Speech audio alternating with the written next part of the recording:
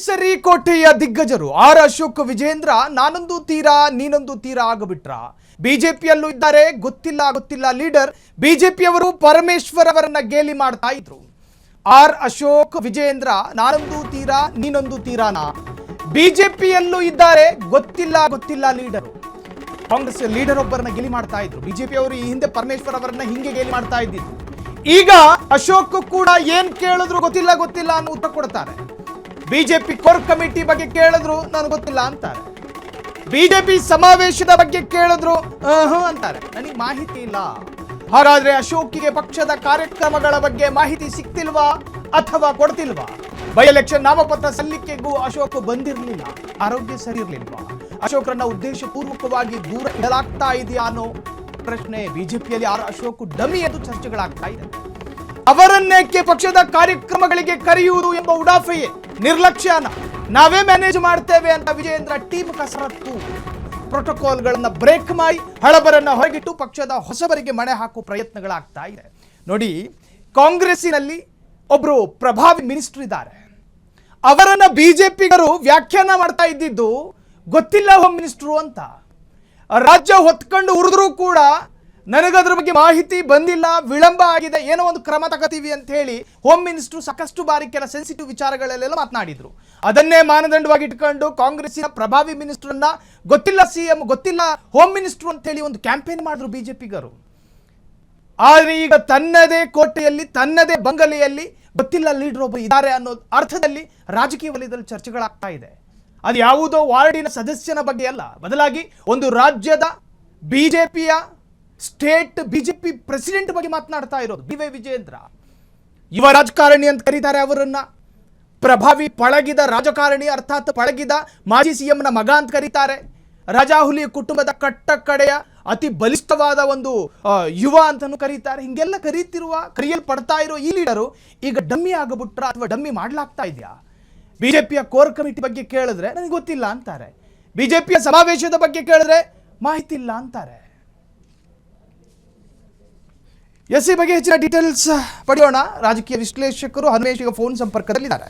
ಹನುಮೇಶ್, ಎಲ್ಲೋ ಒಂದು ಕಡೆ ಕಾಂಗ್ರೆಸ್ಗೆ ಮಾತ್ರ ಸೀಮಿತ ಆಗಿದ್ದ ಗೊತ್ತಿಲ್ಲ ಮಿನಿಸ್ಟ್ರು, ಈಗ ಬಿಜೆಪಿಯಲ್ಲೂ ಕೂಡ ಆ ತರಹದೊಂದು ಲೀಡರ್ ಇದ್ದಾರೆ ಅನ್ನೋ ಅರ್ಥದಲ್ಲಿ ರಾಜ್ಯದಲ್ಲಿ ಚರ್ಚೆ ಆಗ್ತಾ ಇದೆ. ಏನಿದೆ ಬಗ್ಗೆ ಹೆಚ್ಚಿನ ಡೀಟೇಲ್ಸ್?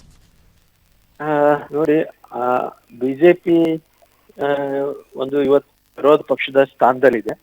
ವಿರೋಧ ಪಕ್ಷದ ಸ್ಥಾನದಲ್ಲಿದ್ದಂತ ಸಂದರ್ಭದಲ್ಲಿ ಒಂದು ಹೊಂದಾಣಿಕೆಯಿಂದ ಆಡಳಿತ ಪಕ್ಷವನ್ನ ಕಟ್ಟಿ ಹಾಕುವಂತ, ಅದನ್ನ ಸಮರ್ಥವಾಗಿ ಎದುರಿಸುವಂತ ಕೆಲಸವನ್ನ ಭಾರತೀಯ ಜನತಾ ಪಕ್ಷ ಮಾಡ್ಬೇಕಾಗುತ್ತೆ. ಬಹುಶಃ ಕರ್ನಾಟಕದಲ್ಲಿ ಭಾರತೀಯ ಜನತಾ ಪಕ್ಷಕ್ಕೆ ತನ್ನದೇ ಆದ ಶಕ್ತಿ ಇದೆ. ದಕ್ಷಿಣ ಭಾರತದಲ್ಲಿ ಸ್ವಂತ ಬಲದಿಂದ ಅಧಿಕಾರಕ್ಕೆ ಬರುವಂತ ಒಂದು ರಾಜ್ಯ ಬಿಜೆಪಿಗಿದ್ರೆ ಅದು ಕರ್ನಾಟಕ. ಹಿಂದೆ ಕೂಡ ಅಧಿಕಾರವನ್ನ ಮಾಡಿರುವಂತ ಪಕ್ಷ. ಹೀಗಾಗಿ ರಾಷ್ಟ್ರ ಮಟ್ಟದಲ್ಲಿ ಕೂಡ ಕರ್ನಾಟಕದ ಬಿಜೆಪಿ ಬಗ್ಗೆ ಬಹಳಷ್ಟು ನಿರೀಕ್ಷೆಗಳಿದೆ.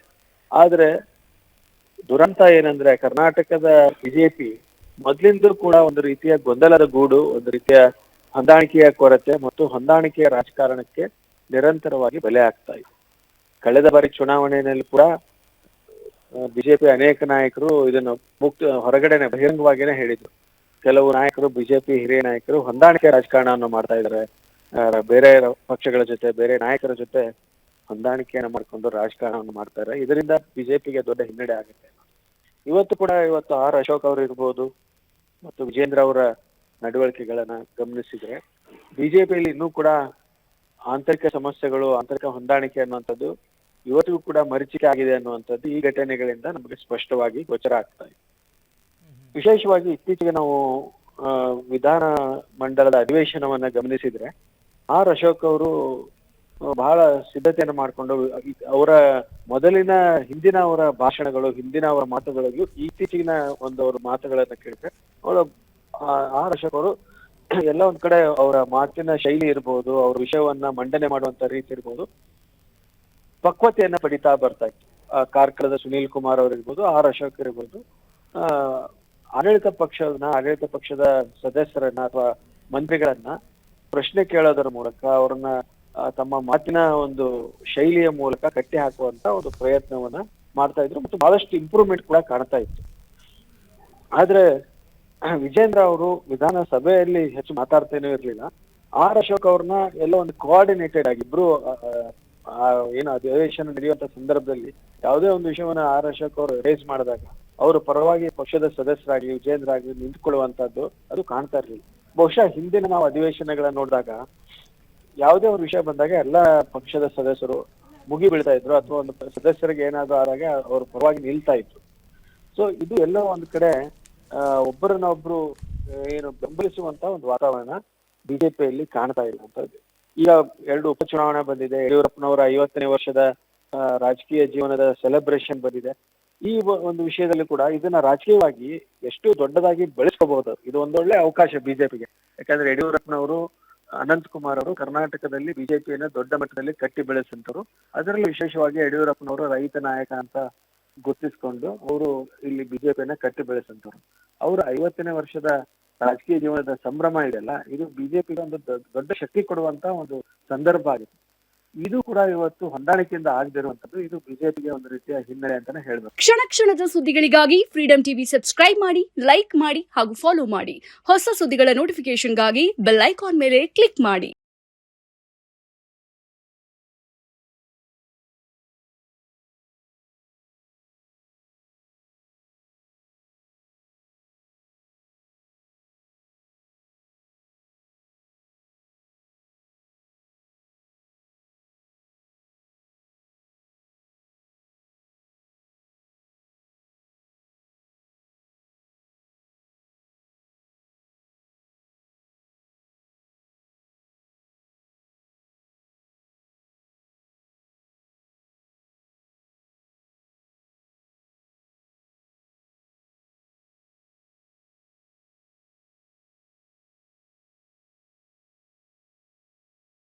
ಯಾವುದೋ ದುರ್ಮುಹೂರ್ತದಲ್ಲಿ ಅಥವಾ ಶುಭ ಮುಹೂರ್ತದಲ್ಲಿ ಮತ್ತೊಂದು ಧರ್ಮಕ್ಕೆ ಮತಾಂತರಗೊಂಡ ನಂತರ ನಿಮಗೆ ಸಿಗೋದಿಲ್ಲ ಎಸ್ಸಿ ಸೌಲಭ್ಯ. ಮತಾಂತರಿಗಳಿಗೆ ಇನ್ನೂ ಸಿಗೋದಿಲ್ಲ ಎಸ್ಸಿ ಸೌಲಭ್ಯ. ಮೂಲ ಧರ್ಮದಲ್ಲಿ ಮಾತ್ರ ವಿಶೇಷ ರಕ್ಷಣೆ ಇರೋದು. ಮತಾಂತರಗೊಂಡ ತಕ್ಷಣ ಎಲ್ಲ ಸ್ಪೆಷಲ್ ರಕ್ಷಣೆ ರದ್ದಾಗುತ್ತೆ.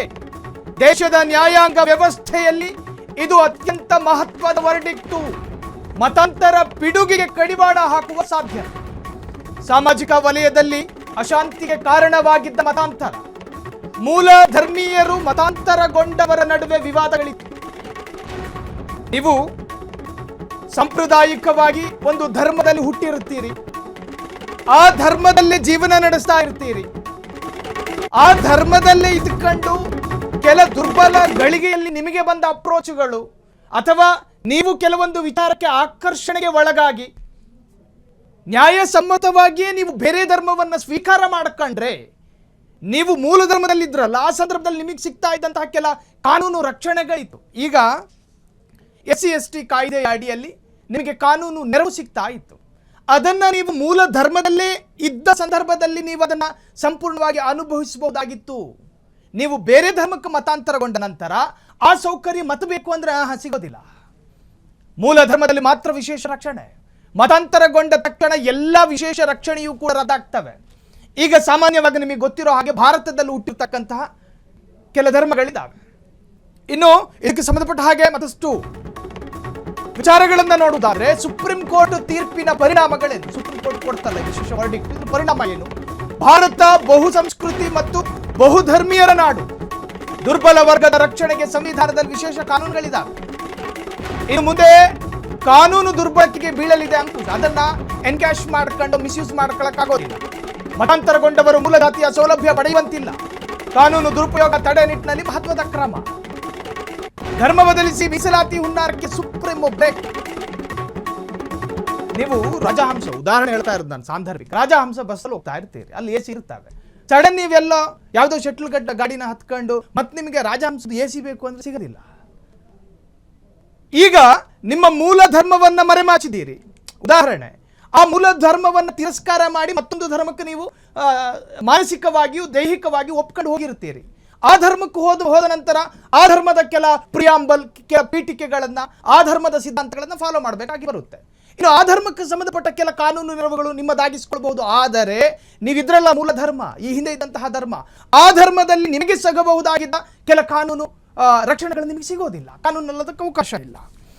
ಸುಪ್ರೀಂ ಕೋರ್ಟ್ ತೀರ್ಪಿನ ಪರಿಣಾಮಗಳು ಇದು ಜಾಗತಿಕವಾಗಿ ಚರ್ಚೆಯಾದಂಥ ವಿಚಾರ. ಮಂಗಳವಾರದ ದಿನ ಘನ ನ್ಯಾಯಾಲಯ ಗೌರವಾನ್ವಿತ ಪೀಠ ಕೊಟ್ಟಂಥ ಆದೇಶ ಭಾರತದ ಗಡಿ ರೇಖೆಗಳನ್ನು ದಾಟಿ ಜಾಗತಿಕವಾಗಿ ಗ್ಲೋಬಲಿ ಚರ್ಚೆಯಾದಂಥ ವಿಚಾರ.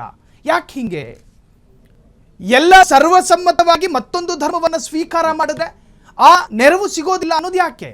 ಈಗ ಭಾರತದಲ್ಲಿ ಹುಟ್ಟಿರ್ತಕ್ಕಂತಹ ಹಿಂದೂ ಧರ್ಮ, ಸಿಖ್ ಧರ್ಮ, ಬೌದ್ಧ ಧರ್ಮ, ಜೈನ ಧರ್ಮ, ಈ ಧರ್ಮಗಳಿಗೆ ನೀವು ಮತಾಂತರಗೊಂಡ್ರೆ ಈ ಕಾನೂನು ನೆರವುಗಳು ಸಿಗ್ತವೆ. ಆದರೆ ಇದಲ್ಲದ ಭಾರತದಲ್ಲದ ಧರ್ಮಗಳನ್ನ ನೀವು ಸ್ವೀಕಾರ ಮಾಡ್ಕೊಂಡ್ರೆ ಆ ಧರ್ಮಕ್ಕೆ ಹೋದ ನಂತರ ನೀವು ಹಳೆಯ ಆ ಕಾನೂನು ನೆರವು ಸಿಗೋದಿಲ್ಲ ಎನ್ನುವಂತಹದ್ದು. ಸುಪ್ರೀಂ ಕೋರ್ಟ್ ತೀರ್ಪಿನ ಪರಿಣಾಮಗಳು: ಭಾರತದ ಬಹುಸಂಸ್ಕೃತಿ ಮತ್ತು ಬಹುಧರ್ಮೀಯರ ನಾಡು, ದುರ್ಬಲ ವರ್ಗದ ರಕ್ಷಣೆಗೆ ಸಂವಿಧಾನದಲ್ಲಿ ವಿಶೇಷ ಕಾನೂನುಗಳಿದ್ದಾವೆ.